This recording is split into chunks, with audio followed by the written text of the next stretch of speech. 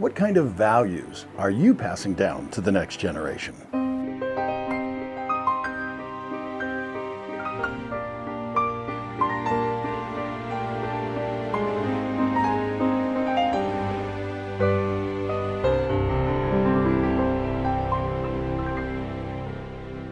Hi, guys. This is Doug Jessup with another episode of Family Heritage Stories. With me, it's an interesting couple, but I consider them friends. This is the Greenbergs, and so Rich and Carrie. Um, I'm going to start with you, Rich. Okay, we're going to pick on you first. Okay, come to find out that you and I were both raised in the same city in California. Go figure. Where are you from? I'm from Covina, California. Josh Almighty. And then I come to find out that we both share an interesting heritage. We do. I was raised Jewish, had a bar mitzvah, grew up in Southern California, but then at around 18 was introduced to the Church of Jesus Christ of Latter-day Saints. And after about 5 years, I became a member of the Church of Jesus Christ of Latter-day Saints. Okay. I'm not going to let you get off that easy. Oh. Okay. I'm just saying. Okay. Now, I still consider myself both Jewish Yes. as well as a member of the church, which I know some people see that as a contradiction, but I don't. When you're born Jewish, you're Jewish, and our Jewish heritage and some of the traditions are important to me and something that we try and keep in our family. I had an extra close relationship, probably the most important person growing up, or at least one of them, was my grandmother Rose, who lived in just a mother-in-law house on the same property as my parents. And she would make these Jewish cookies, kamish bread, also known as mandel bread, several times a week. And I still to this day make my version of her recipe with my kids, and we share it with family and friends and neighbors and other traditions that we keep as well. But that's one of the big ones, and that's tastes really good, just saying. Okay. Yeah, the cool thing about families and history is these little recipes that get passed down. Okay. So I could kind of guess on some of the ingredients, but I'm not asking for the secret recipe. Okay. But what are some of the things that make it special? goodness. Oh, okay.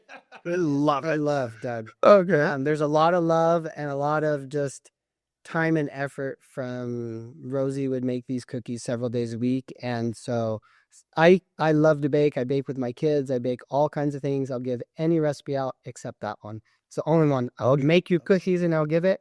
But you can taste there's chocolate in there. There's cinnamon in there. There's other things in there, but I won't tell you all the spoilers. But you can have as many cookies as you can eat, though. Oh, don't go there. That could be fun. Okay, now we have a beautiful picture of your grandma Rose on the screen right now. Okay, and what I love is so we've got the older couple, but now I see their wedding picture. Where'd they get married? I don't know for sure. They grew up back east. I think it was Philadelphia, but I'm not positive about that. But that's where my dad was raised, and these are my dad's parents.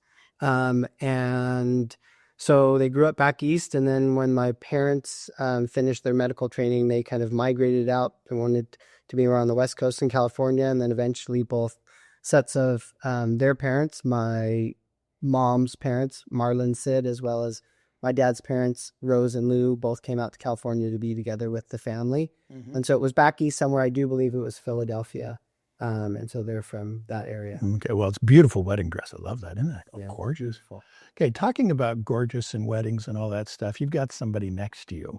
You want to introduce this dear lady to us? Yeah, this is the most important person in my life. This is my best friend and my partner and the person that I'm most passionate about, both sometimes good and bad. We have lots of love, but sometimes some arguments even on the way to the studio today. Yeah. Just stress. But this is my wife, Carrie. She's what keeps our family going. We have craziness in our family, all kinds of stuff that happens, and she's the rock that keeps us solid, keeps us afloat, keeps us moving forward. She's the reason that we can do everything that we do together. So. Okay, now, I have not prepped them on this one, but when I interview couples, there's a couple things that I love to find out, and sometimes the husband and wife have slightly different versions of the story. So, Carrie, Okay. Ours is very Yeah, okay, just checking, just checking. Okay, so Carrie, where were you? Where were you born and grown up? Well, so I was born and mostly grew up in San Jose, California. Okay.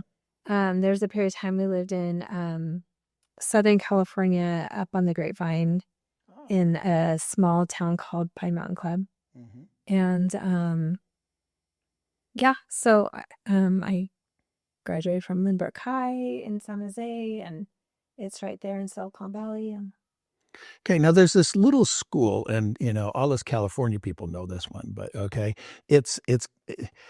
Amazed that anybody gets any work done because it's got great surfing, really, really close, and it's a school called UC Davis. Okay, from what I understand, a little love bug kind of put you guys together at UC Davis. Number one, what were you studying at UC Davis? I was studying landscape architecture. Ah, okay, very cool. And okay, he does not get to answer this question. Okay, just so you know. not yet. Not yet. Okay. I want to hear the story of well, first, this is not on any notes, okay? How did you meet? We met at church at a family home evening activity. So you're away from your families, and so you're in this young single adult ward kind of thing. Ours was actually a student ward. Mhm. And so those of us who weren't married came to family night as a group of young people. And the first time we met, he was putting on an activity where we were making Valentine cards for a children's hospital. Whoa, So very cool. Okay, what was he studying at the time? Do you know? he was doing his med school. He was in his third year of med school. Wow. Okay, so I'm guessing, did you want to be a pediatrician even back then? Yes. Oh, very cool. Okay. So I've got the story of how you met. Okay. Now I will let Rich answer this one. Okay. And you will see how close he gets. So Rich, you got this cute young lady that you met at at a Relief Society, well, a church meeting, okay? Yeah. How did you propose to said young lady? Well, let's just say our dating story was interesting. She was very, very young looking. Okay. And so Okay. I didn't know how old she was. I Mhm. was 25 at the time about. Mm-hmm. Carrie was actually 20, almost 21. Mm-hmm. So I'm about 5.5 years older, but I didn't know how old she was. And Okay. so I asked someone in the ward and they said, well, I don't know how old she is, but here's her phone number. So I called, figure I would just kind of say hi and feel it out. And I didn't realize where she was living at the time. She was living with another person, a mother, and her daughter was a single mom in the ward at the time. And the daughter answered the phone, and I said, is Carrie there? And she said, hold on a second. Mom, is Carrie home? And I said, oh my gosh, she must be 18 and living at home. It's just not good.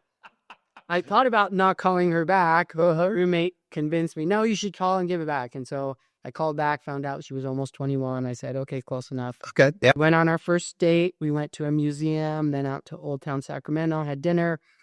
And we went early because I didn't know how long things would take. We went to museum before it closed and then dinner and talked. And driving back home, I dropped her off. Well, we were driving back home and I said, well, it's still early. Do you want to do something else? And she said, well, no, I have homework to do. And I thought, well, and I said, oh my gosh, I thought things were going well. Mm-hmm. So I dropped her off for about 7, went to my good friend's house, who was a med student with me. And he said, hey, what are you doing? And he said, I thought you had a date tonight. And I said, it just ended. And he said, well, must have gone well. It's 7:00. Anyway, things progressed. We dated for about a year and a half. I was getting ready to come to Utah to do internship and residency up at University of Utah in Primary Children's. Carrie was still doing a undergraduate degree there in Davis. There was kind of some uncertainty. We loved each other, but there was difference in age and such, and kind of some nerves. And so she really wanted to get married and realized it. I wanted to, but I was still nervous about it, knowing if she was the right person. And so I actually had gone right before graduation on a trip with one of my best friends to Ecuador, kind of as a self-graduation trip. And I called her like every chance I could. And she was like, I thought we weren't going to keep doing this. And then I came home and realized how special she was. I said, will you help me move to Davis. And she said, well, why? And I said, I want to see if things will actually go where they should go. And she said, okay. And so we drove out from California to Utah, moved stuff in my a place that we had rented, a duplex, and it was late at night. We couldn't set up anything. And her uncle said, well, who helped us move, Carrie's going to sleep at our house. Why don't you come sleep on the couch? So I can't sleep on the couch that night. Hadn't prepared anything, hadn't thought about anything. And we just sat up and talked. And it was like 3 a.m. And we were just talking about us and life and everything. And I just was telling her why I loved her and how special she was and naming all the amazing qualities. And it just hit me like a ton of bricks. Like, boy, you idiot. Heavenly Father has presented you with the most amazing gift in the whole wide world. What are you waiting for? So at 3 a.m. with no ring, in the living room of a basement apartment in her aunt and uncle's house, I asked her to marry me. And she said, I'm not going to answer you because I'm afraid you're going to change your mind in a few hours in the morning. I said, no, I've made up my mind and I'm going to marry you. And I know your answer is yes. And she said, well, you sleep on it. And I said, I've already decided. So we slept a few hours. We woke up. She looked at me. I said, yes, still the answer is, yeah, I want to marry you. We drove from there to the mall. We couldn't afford anything. So we got like a $50 engagement ring with like a small stone, amethyst stone. And that's how we got engaged. Yeah, okay. Okay, now I got to ask. Again, this is not on the script. Okay. Do you remember, actually, I'm going to ask Carrie this one. Do you remember the first time you met his grandma? His grandma Rose? Mm-hmm. I don't remember the exact first time, but I remember the first few times in general. Mm-hmm. Yeah. Okay. So did she give you the recipe or is it just in a minute? And she would. By that point, she wasn't baking as much. Okay. But he was very good to her and very attentive. At that point, she had some health issues by the time I met her. Well, there is the phrase, and I've told my daughters this. It's like, okay, a great way to judge a man is how he treats his mom and his grandma. Other women in the Other women. Yep. Yeah. I watched. You passed. Okay. Now, since we're talking about food, a little birdie, and maybe this has to do with landscape architect. I'm just teasing about this, but apparently a little birdie tells me that you don't eat birdies, that you're a vegetarian. How did that come to be? So I grew up that way. My family didn't eat much meat. And Oh, really? probably by the time before I was 10, maybe 8, 9, something like that, my family, other than my older brother, who was about 7 years older than us, stopped eating meat altogether. And so I stopped eating meat just as a function of that, and then grew up that way. And then when I met Carrie and we got serious, I did tell her I really want to raise my kids as vegetarian from a health perspective and lifestyle. And so that's kind of how that came to pass. And Carrie will tell you the story of how she converted to vegetarianism if she wants. Sometimes she wants to tell you. So I grew up in a family that ate a lot of meat at every meal. And when I left for college, I decided that I was going to cut back and only have meat a couple times a week, just because it felt so heavy. And so that's what I did. And then when Rich and I started dating and he told me he wanted to raise his kids vegetarian, and we were talking at that point when we were talking seriously, I said, that's fine. Just don't expect me to convert like that. I'll cook that way. I'll learn to cook that way, but I won't, do that. I might, cook for myself. I enjoyed cooking meat. And then at some point while we were engaged, we went on a river raft trip with his residency group.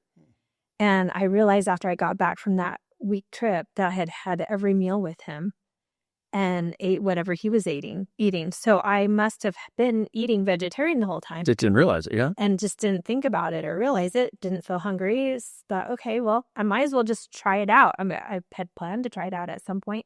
So I decided to just try it out at this time. And then a half hour later, I was craving meat. Okay. Well, yeah, the most part pretty much is. I have been vegetarian on the most part since. There was a period of time I called myself a cheating vegetarian because I had a little bite here. No. Okay. Now, so you guys get married, and going to medical school, I mean, I've got some friends that I know that've gone to medical school. I mean, that's hard. I mean, that's some tough things, but I don't think that people understand the sacrifices that couples make when one of the partners is in medical school. Do you know what I'm talking about? Oh, exactly. Okay. Help me understand how life was when you guys were separated and why and all that kind of stuff. So when we first got married, we only lived together for about a month or so before I went back to UC Davis for school, and he was doing residency here at the University of Utah. And we just figured that if I went to school here, we would end up killing ourselves on the road, and my program was hard to get into. Yeah. And I wanted to finish my program. Sure. And so we flew and saw each other about once every 3 or 4 weeks. And that in itself was a sacrifice. We would talk at night and he'd be falling asleep on the phone because he was an overtired resident. He's working many hours. And then about a year and a half later, when I did move here and he was still in med school. Residency, sorry.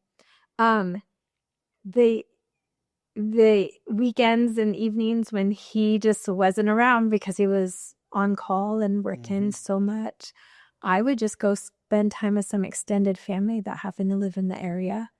And or like I'd catch myself going to a restaurant by myself or going window shopping by myself just to feel like I wasn't totally alone.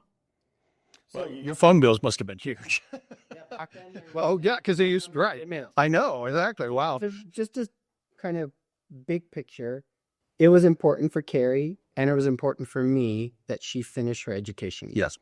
Many people, including religious people, counseled us that we were making a huge mistake by living apart, but we knew it was the right thing for us and that we could withstand it. And so once a month, I would fly out there or she would fly out here and we would get to spend the weekend, mostly just me sleeping, but visiting with each other and spending time and then fly back and then do it again about 3 or 4 weeks later. And it's a sacrifice. Well, the thing I look at is, and I understand where, people could say, I don't know. On the flip side, the way at least I'm reading this is the fact that you were both encouraging each other's long-term career goals and such. And so from that standpoint, yeah, it makes sense. Yeah. Because, I mean, they're both hard fields. So, Rich, you made it through med school. You made it through residency. Okay. Now where are you? So I finished residency at Primary Children's University of Utah and then decided to do a fellowship, which is extra training, 3 more years in pediatric emergency medicine. Okay. And was accepted to do that at the Denver Children's Hospital and University of Colorado Health Sciences. So then we moved out to Denver for 3 years to do that. At the time, Carrie was, actually, our son Zach was born. He was about 3 months old. Okay. And so just to make it clear, okay, in Denver now, you're done with your education. You're done with your education. You're now together? We're together in Denver, but I'm not done. I'm doing 3 more years education at the hospital, long hours. Okay. And then she has a 3-month-old and living in a city where she has no family and knows no one, which made it challenging. Okay. But we started meeting people. Yeah. We met a community there that was loving and great. But she sacrificed, and Carrie decided to she worked up until I think the day before Zachary was home.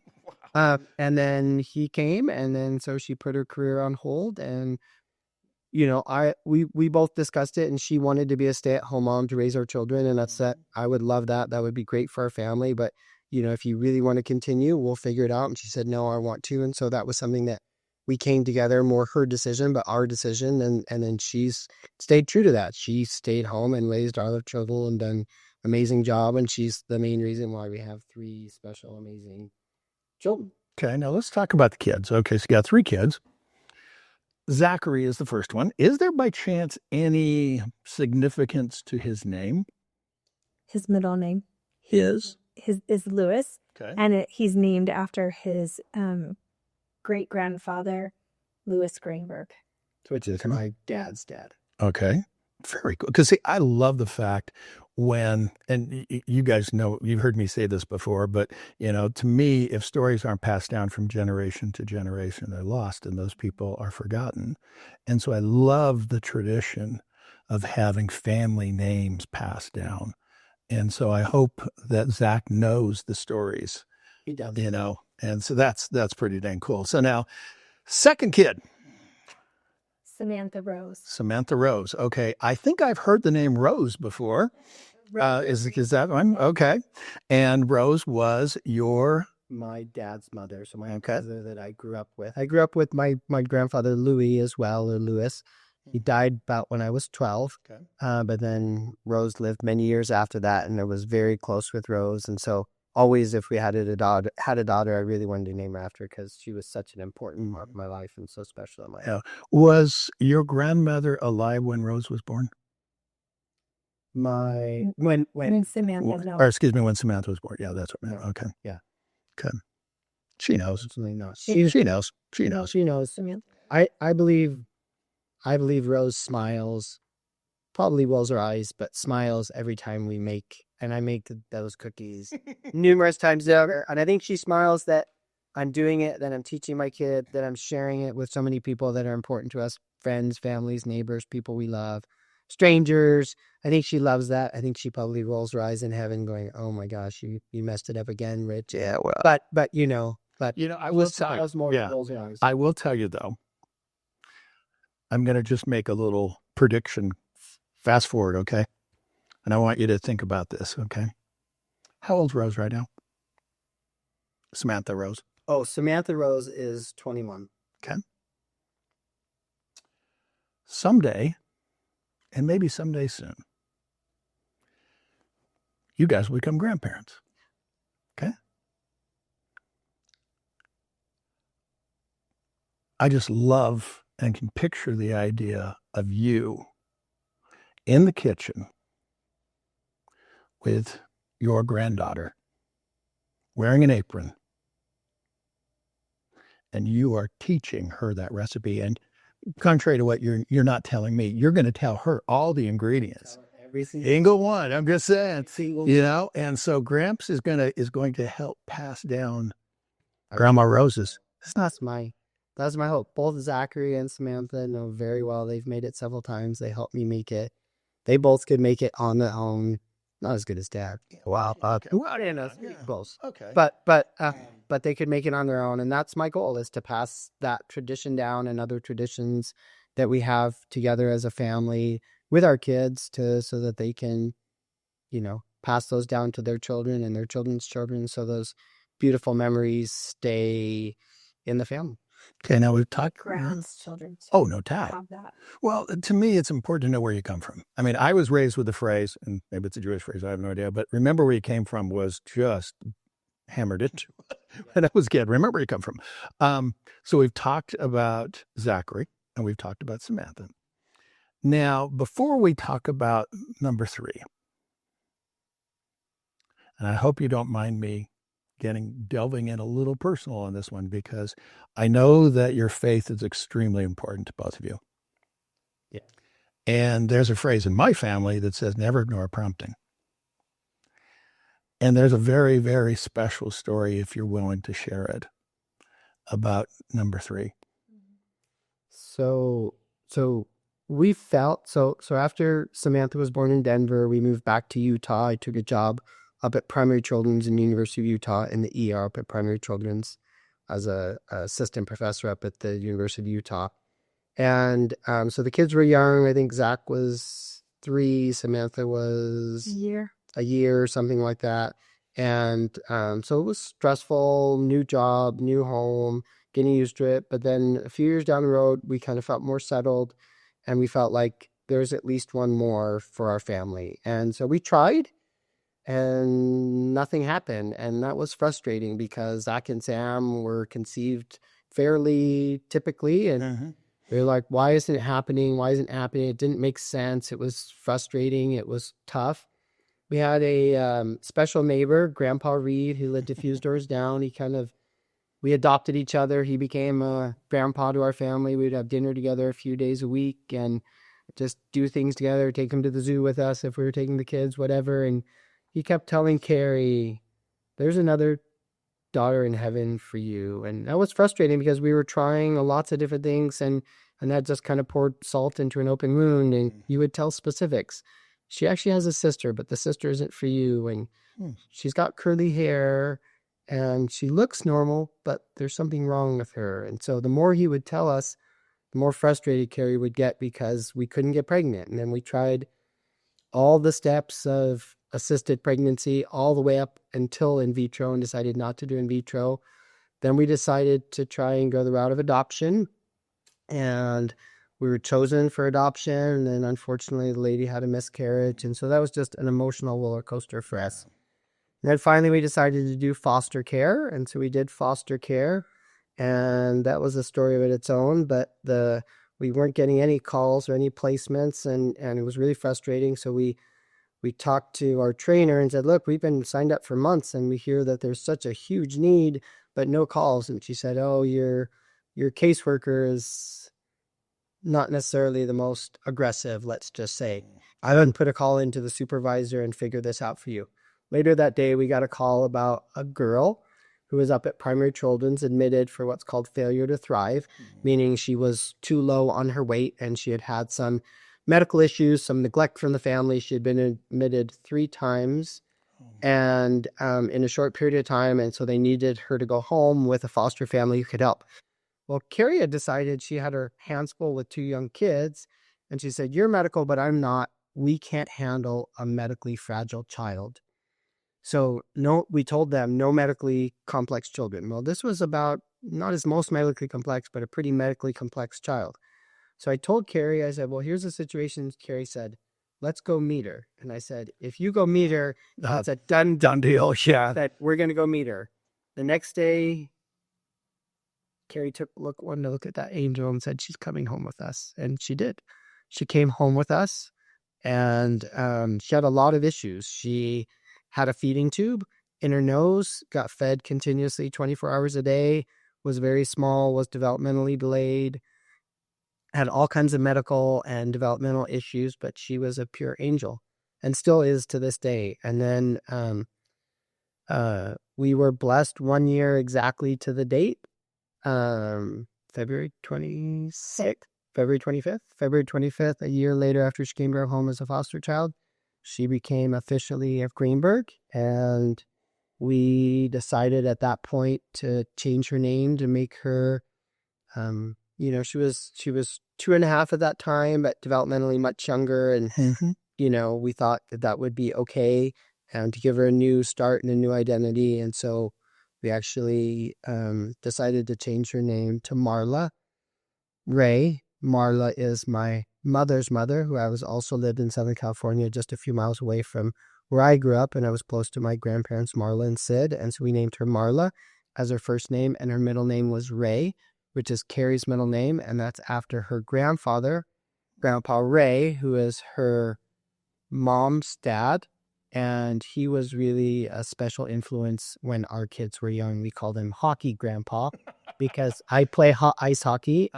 So I have some hockey sticks at home. And so when he would come to visit us in Denver, Hockey Grandpa would play hockey with Zach when he was little. So that was his nickname for a while, was Hockey Grandpa. And so Marla got her name, Marla Ray, from putting together kind of family. Okay. Now I'm going to put Carrie on the spot on this one. Please do. So you had heard these stories from Grandpa Reed. Mm-hmm.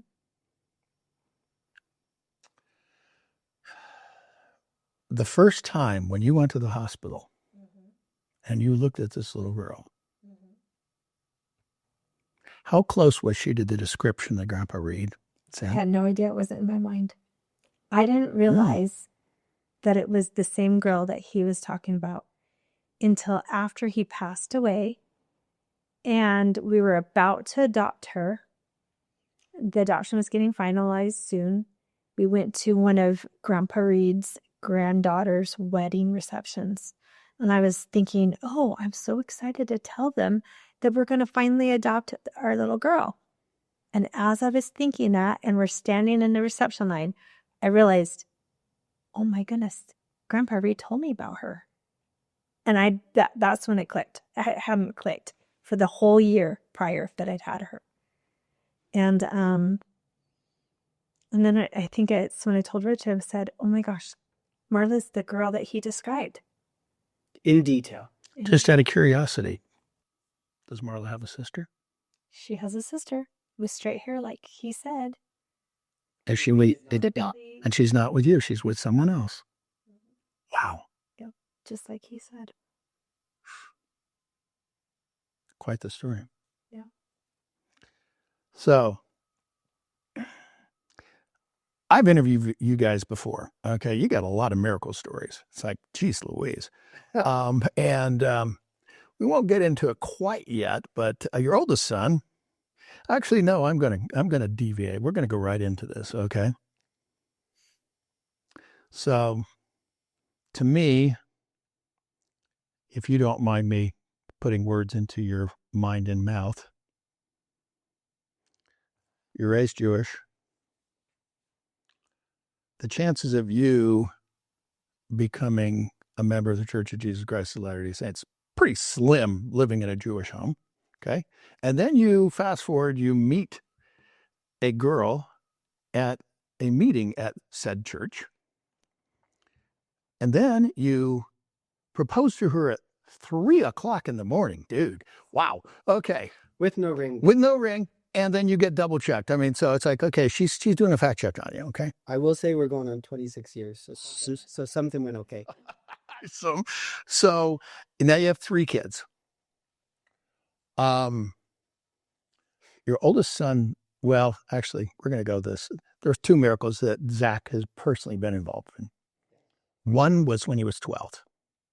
Tell me what happened. You want to tell it or do you want me to tell it? You tell them. So when Zach was 12, Samantha was 9, Marla was 3, our family went to Hawaii to have a vacation. I was working 2 jobs. I was working the ER at Primary Children's and in my clinic as a general pediatrician in Draper, and things were busy and hectic, and we decided, hey, we need some family time away. So we booked this trip, planned it for a year, and everyone had their own desires about surfing and different things they wanted to do, hang out on the beach. I wanted to take my family on this amazing hike to this majestic waterfall, Hanakapiai Falls. Mm-hmm. Been there before twice in my life, once as a teenager, once Carrie and I didn't have a honeymoon really after we got married because I was in internship. Mm-hmm. But we had a delayed honeymoon when Zach was 1. We went there and I did that hike and I loved it. And I thought, I want to bring my whole family there. Yeah. Marla was 3. She barely learned to walk. So we knew she couldn't do this 8-mile round trip hike over rocks and stuff. So she was in a backpack on my back and so most of the day hike, everyone was anxious to get there and relax and eat a picnic and swim under the waterfall. And so we're just a couple minutes away. You have to cross the stream really a few times. Mm-hmm. Cross the stream the last time, we make it to almost the waterfall and realize something's changed, like a light switch went on, the storm's coming in. Mm. So you're in a canyon, I know from living in Utah, you got to get out of there if the storm's coming in. We turn around and we walk back to the stream that we just crossed maybe 10, 12 minutes earlier. And as we're crossing the stream, Marla's in the backpack on my back in a backpack carrier. I'm holding my daughter Samantha's hand. She's holding Zachary's hand. We're walking in a line. Carrie and our family friend Steve are a little bit behind us. We're walking across the stream, and about 2/3 of the way across the stream, I see it on my corner of my eye, Zach, what I thought was slipped. And so I let go of my daughter's hand to naturally just reach to try and help him up and realize that he's now been swept away by a current. And now with my back to the water, Marla, who's on my back as a 3-year-old girl with developmental delay, is now pushed with me into this huge, raging flash flood of a river. And so all 3 of us were in a fight for our lives. Thank God that Samantha, my 9-year-old, and Carrie did not get swept in, or my friend Steve. They made it across safely to the other side of the trail. And it's a whole miracle story that we've written a book about called Surviving a Miracle, and we hope to make into a movie about how we all were rescued. It involved literal angels. It involved many both heavenly angels and earthly angels. People came to our rescue, people in the right place at the right time with the right equipment. My son ended up miraculously on the other side of the river on a little ledge. He had to wait there 5 hours. A helicopter came in. It's a whole long story, Doug, that we've talked about before, but it's an amazing story of miracles and of love and of service and the goodness of people. And we're just blessed to be alive. Well, there's one thing that you mentioned that I didn't catch in the last interview. So Marla is on your back, right? On my back. Okay. In a backpack. Not Okay. strapped in. Oh, shiz. Okay. But here's the thing. I mean, naturally, if you fall backwards. I was underwater Yeah. most of the time, and I knew what that meant for my daughters. Yeah. Immediately when we were thrown or violently shoved in by the current, she cried, then she screamed, and then a couple seconds later, there was only silence. Oh, geez. And I was like this on my back, mostly covered, and I knew what that meant, that she was underwater and couldn't breathe. And that was a terrifying moment as a parent. Yeah. Well, wow. So. But thank God, literally, we're all alive and made it out. Okay. Now I'm going to fast forward. Yeah, Zach's, instead of 12, he's about 18-ish. 18. Okay. Now, this kid has got a really cool future. He has, he's going to be going on a mission. He's going to, got all this college stuff. I mean, life is good. But then something happened. So I'm biased because Zach is one of my children, but I've been around a lot of smart people in my life, Doug. Raised in a family of doctors. Both my parents are physicians. Around a lot of smart people growing up and met hundreds, if not thousands, of other physicians. Zach was probably, at that point, one of the brightest minds I had ever met. And so brilliant. And graduated with a 4.0 from the IB program at Skyline. Accepted to study at Georgia Tech, number 3 school in the nation at the time for mechanical engineering, which is what he loved, that and robotics. Okay. So he had a very bright future. And he had also received a call and accepted a call to serve a mission right after high school in Antofagasta, Chile. And this was May of 2020. So COVID had just started recently. And 4 days after graduation, there wasn't much of a graduation. It was kind of a car procession. Yeah, I remember. It. Kind of sad. And he was out celebrating at the Salt Flats with his friends. No bad things were happening, no drinking, just lots of fun. They had bonfire. They were making s'mores, 30 of them or so. A huge group of guys and girls just celebrating, having fun. And a couple of Zach's friends were talking with Zach, and they said, hey, let's go drive around and goof around, drive off fast around the Salt Flats. And so Zach volunteered to drive because his car was closer. And so the 3 of them were driving around the Salt Flats fast at night. And far out in the Salt Flats, there's a wall that's probably 10 to 12 feet tall that's really hard to see during the day and invisible almost at night. And they crashed full speed without braking going into that wall. Oh my gosh. Okay. Carrie? Yeah. I don't want to put too much pressure on Mom, but what was that phone call like? That phone call was hell. Yeah.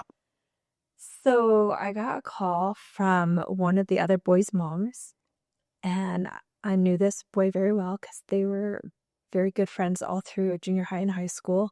But didn't know the mom. But I did not know the mom. Our families hadn't gone together. And so this is the first time she's calling me, and she found my number in an old junior high phone book. Whoa. And later found out that a bystander who witnessed the boys crash was able to pull 2 of the boys out. Zach was not able to get pulled out, but got a phone number of one of the boys' moms, and that's how she was able to get in touch with me. Rich was out driving with Samantha, practice driving with Samantha at the time, so I had called him, and he knew right away from my voice that something was wrong. And I was teaching Samantha how to drive. She was 15 with her permit. And I answered the phone and said, I got to call you back. We're going to change lanes soon.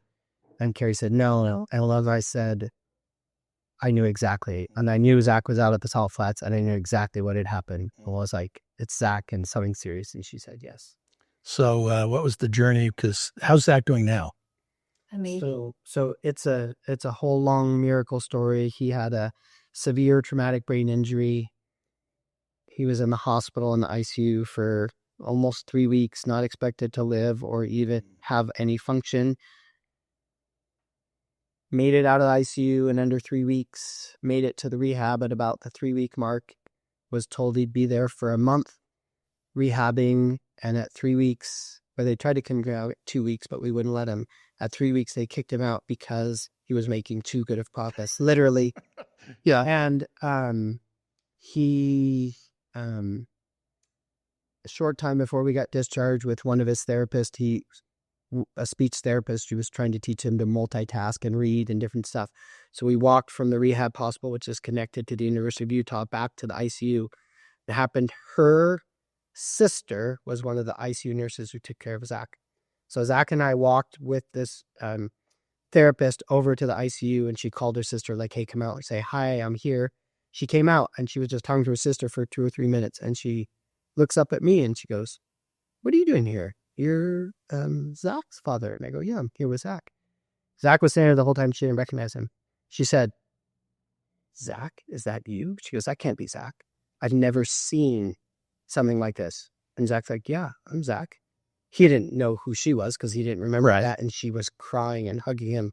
She said, I've never seen a recovery like that. We don't expect someone to walk and talk shortly after that. It was a total miracle. Many people around the world prayed. My sister started a Instagram page, Miracle for Zach. We got thousands and thousands of people across the world. Friends, told family, told friends. We got messages, Doug, of people we don't know from dozens of countries. We've never prayed before. We don't believe in God. We haven't prayed in 20 years. We're praying for Zach. Yeah, we have faith for Zach. And so Zach made a miraculous, amazing recovery. Still, to this day, suffers some effects of his traumatic brain injury, but he's able to serve a full-time mission. It was COVID. He served 8 months in Washington, D.C., and then 14 months in Antofagasta, Chile, because COVID didn't allow Chile to be open. Oh, I remember that. Yep. Then he went to Georgia Tech. He's studying at Georgia Tech. He's in his 3rd year.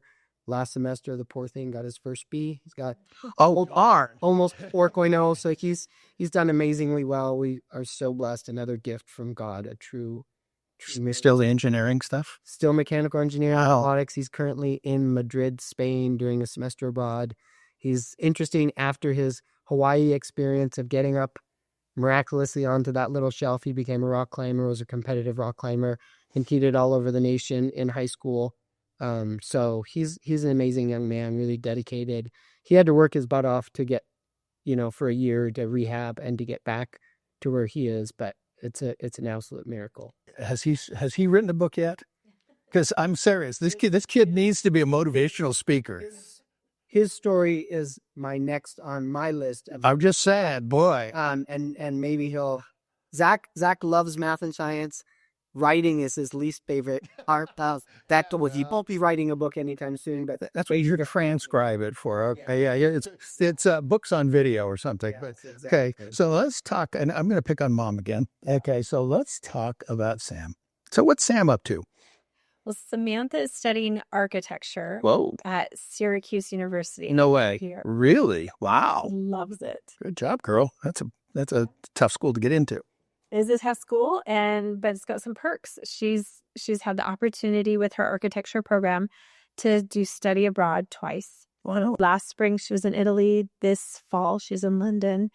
And she's enjoying traveling currently. Oh, yeah. In Romania. I mean, you think Italy might just have just a little bit of architecture, It's just like, wow. Your family has all kinds of interesting skills. And I understand that Samantha is a dancer, but in a different, interesting thing that people might not have heard about. She likes aerial silks. All kinds of dancing, but aerial silks is... Okay, and she does not have a fear of heights? It doesn't seem to be. Oh, man. does. I know, exactly. As I was going, oh my gosh, don't look, Dad. It's like... She does aerial silks, and my son's a rock climber. Okay, yeah. He's definitely afraid of heights. Yeah. So. Okay.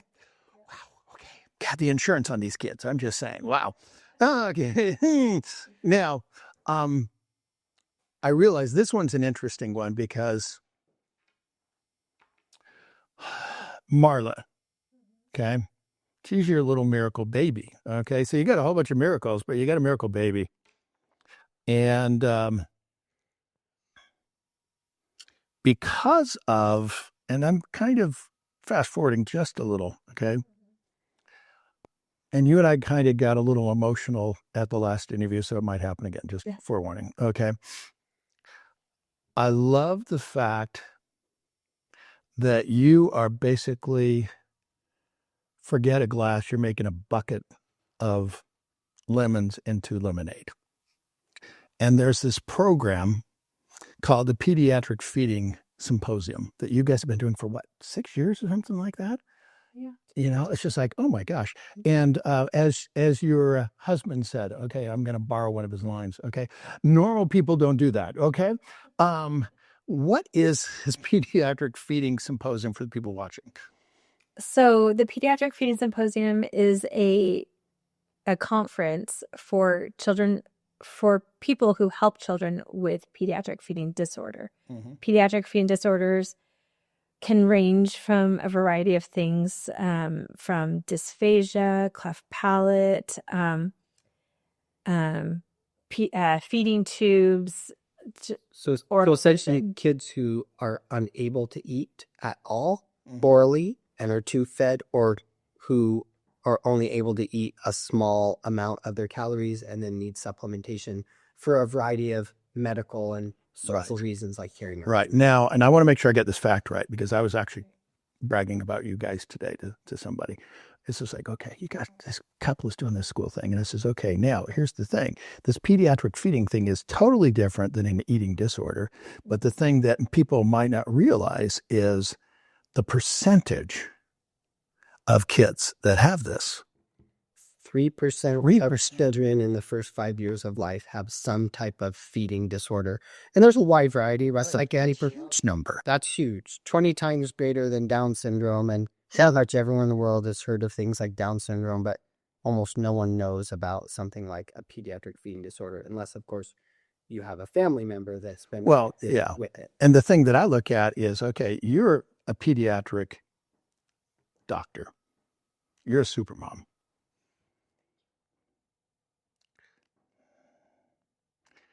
Again, I'm feeling a theme with your family, because on the one hand, never ignore prompting, okay? And then you also are basically the walking, talking miracle family. It makes me wonder, it's not a question, okay? It's more of a statement. It makes me wonder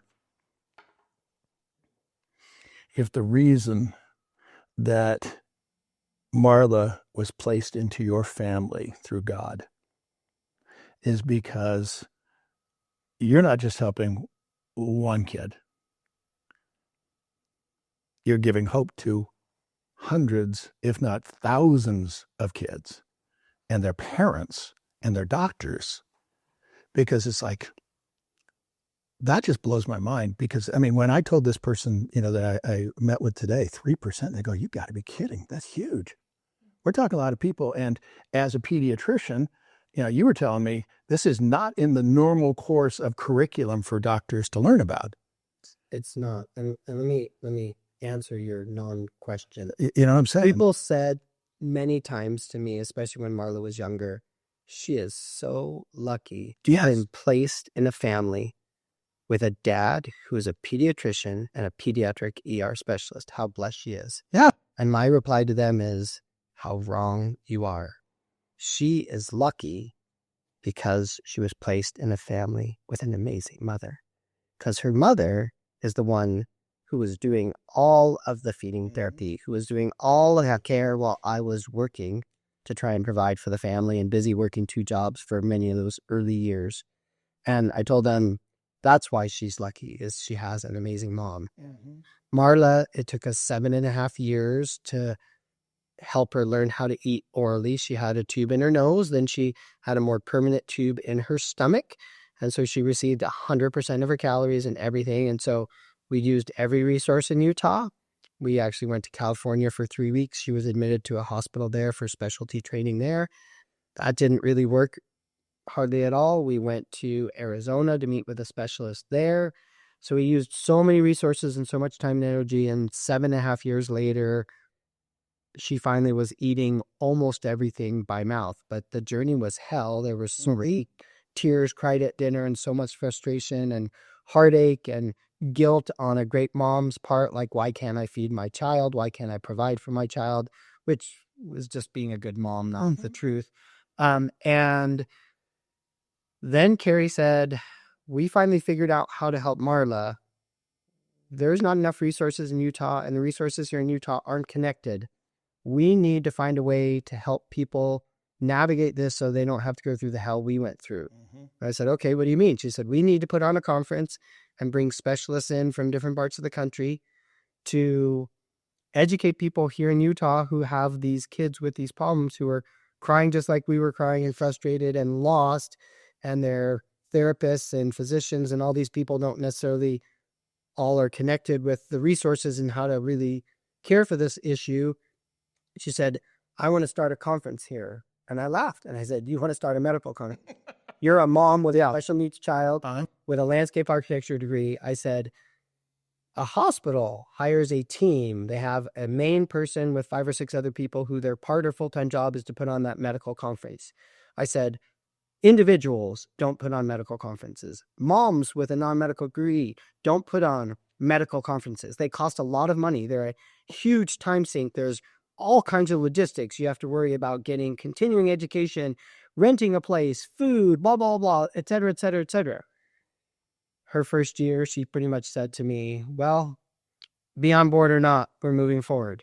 So she actually had a huge conference the first year and now has done it over the last 8 years, 6 times. We took a break in COVID and some other stuff. But so last month was her 6th time putting on the conference, and already number 7 is in the work for 2026. So that's what the coming about. She wanted people who went through this difficulty with their child not to have that same level of difficulties, to feel support, to feel hope, to feel love, to know that there's other people out there who understand what's going on. It's still hell to this day. I still try to convince her not to do it because it's so much work on our family. And she keeps doing it and does an amazing job of it. And that's why Marla is blessed and has made so much progress. Okay, I will grant you that. And I'm also going to counter you on one thing. Okay. This woman was trained as a landscape architect. Okay. So, Miss Landscaper, may I say, hang on, I'm going to play with you on this one. All right. I would counter. You have planted an orchard. Thank you. Okay. And the thing is, if an orchard is tended to, what does it do? It grows. And the feeding community here, I feel like, has been growing together. Yeah, and it bears fruit. More and more resources coming together at this conference every year. And there are more programs available now than there had been, not because of us, but maybe some awareness helped with that. I don't know. Okay. But there are more resources here than there were 10 years ago. Yeah, well, okay, you may or may not hear the story because I'm a lot older than you guys. But, I grew up with the story of Johnny Appleseed, okay? And this guy that's planting apples all along the trail, okay? The thing that's interesting, one of my favorite gardening quotes is from Katharine Hepburn. She says, to plant a garden is to believe in tomorrow. Because the reality is when you plant a tree, a lot of the time, you're never it's going to be out of our lifetime before this thing goes to its full maturity. Yet that is something that lasts, and it's a legacy. So well done on the orchard, my plant person. See? Okay. I'm just saying. Okay. Now, so tell me about Marla. How's she doing? How old is she now? She's 15. She is one of the most joyful people you would ever meet. She loves to give hugs. Oh, hey, I'm a hugger. Okay. She won the award for best hugger at school. Love it. Okay. What are some of her favorite things to do? Marla loves swinging at the park is probably her favorite thing in the world. Maybe second would be music and swimming. Okay. She loves when we go on trips. She loves to travel. She loves to fly. She loves to go different places. She more likes going to some place rather than the actual process. Well, yeah, I mean, don't we all? But it's like, yeah. And as we're sitting there waiting for the plane to take off, she'll say, land? And I said, well, we have a few hours before our coffee yet. But when she watches TV or plays some game and she does okay. And I think one of the funniest things about Marla, just because of her eating style and such, she, for whatever reason, wouldn't drink very much. But she, all of a sudden, several years ago, started wanting to drink from a water bottle, like a regular plastic bottle. That's 99% of the time how she gets her fluids orally. She'll only drink, rarely from a cup. She'll drink milk or juice occasionally, but really she just only wants it from a water bottle. And she calls them her cold ones. Now, admittedly, I have to tease you there. People, I know. people call cold ones different. I'm just you and I refer to it as a beer. Like Lala says, I want a cold one, please. She's referring to a water bottle. I know, but I'm just thinking, I know you're LDS, but I'm just saying, man, you could get quite a sponsorship from Budweiser. I'm just saying. Okay. She could do it. Have them be a sponsor of this symposium. Just saying, There's an idea. We're calling. Hey, a contact. Let us. Yeah, okay, there you go. So, you've had quite the life, and life is never boring for you guys. So, the other thing that I love is everybody loves a great love story. Okay. And I see the pictures of your grandparents and their wedding picture. Okay. And then, going down the generations and the fact that, well, and you'll know exactly, some people out there won't understand what I'm going to say now, but you understand. I want you to hear this because this is what you, me, and your Nana, okay? May her memory be for a blessing. You have, by naming your children, blessed your children to be able to pass down their heritage. And that's the whole mission of my show, is to make sure that people remember where they came from, because if those stories aren't passed down, people are lost and forgotten. The other thing that I look at is, besides a love story, is yours also is very much a story of faith. So, okay, I'm wondering what your parents thought. It's like, okay, I'm bringing home a Jewish boy, but no, well, but he's converted. It's okay. What does, and she gets to answer first, and I'll give you the last word. Okay. Fine. Okay. What does your faith mean to you? Everything. Just the knowledge that we have a loving Heavenly Father who is there for us in hard times as well as great times. This plan of salvation that He has blessed us with to be able to grow with families and to be able to come back to a heavenly family after this life means everything. And the opportunity we have to be eternal families. I'm a strong believer that some of the most important things in life are the things that God has given us. And that is free agency, love, and the opportunities and time that He gives us to grow and hopefully grow together. See, the reason I let her go first is because she got all the great answers. Okay, now you got to figure something out different. Okay, but Rich, last words. I'll say ditto to her. Okay, that works. But, after we adopted Marla, so Carrie and I were married and sealed in the Bountiful Temple. And then after we adopted Marla, we had the amazing blessing to take our whole family, Zachary, Samantha, and Marla, back to the Bountiful Temple to be sealed together as a family. And, for people who don't know what that means, is we believe in our religion of Latter-day Saints that means we're all connected together eternally as a family to be in heaven together. And, like Carrie said, our faith is everything. We're far from perfect. We make plenty of mistakes in our family, Doug. There's plenty of arguing or yelling that happens on a regular basis in lives. Really? Yes, Billy. Trust me. Yeah, or else half my kid. Yeah. But I will say, we believe in God. We believe that God loves us, and I can't fathom how our family would have gotten through the trials we've gone through without a belief in God, without our Savior, and without his redeeming love and the love of so many people who, through our community, our family, our friends, our loved ones, who bring that love of God, no matter what religion you are. God is God, whether you're Muslim, Jewish, Christian, LDS, doesn't matter what you are. God is God, and God loves us. And our family's been through a lot of hard trials, but our family has had so many blessings, and blessings that have come out even of the hard parts of those trials. And so I believe that our faith is everything. We're far from perfect, but we have been immensely blessed. And how we've gotten through those hard moments is to lean on our faith, both in that very moment of drowning in the river, or when your son is in ICU, hanging on for his life, and you're begging God.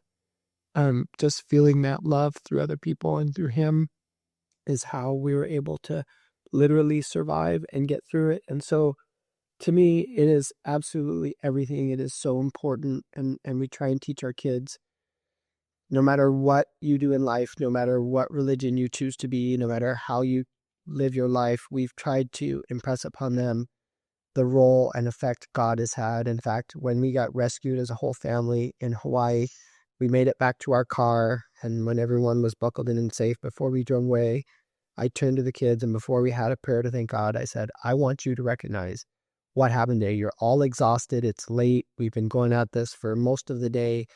I can't imagine how everyone's feeling. But before we drive away from here, I need you to know that the only reason any of us are alive, let alone all of us are alive, is because God literally orchestrated a miracle on our behalf. And I wanted them to be crystal clear that it was no coincidence that numerous things came to pass. And that's the same way that it's happened through all of these crazy stories we've been through, is that God is there holding our hand, lifting us up, loving us. And so we are very, very blessed to have the knowledge of God and our Savior and what it means to our family, and how that, as Carrie mentioned, how that blesses us as a family, that we can get through together hard times. So we feel really blessed. Life would be a lot harder without our faith, for sure. Absolutely. Well said. With another episode of Family Heritage Stories and the Greenbergs, I'm Doug Jessup. Shalom and Amen.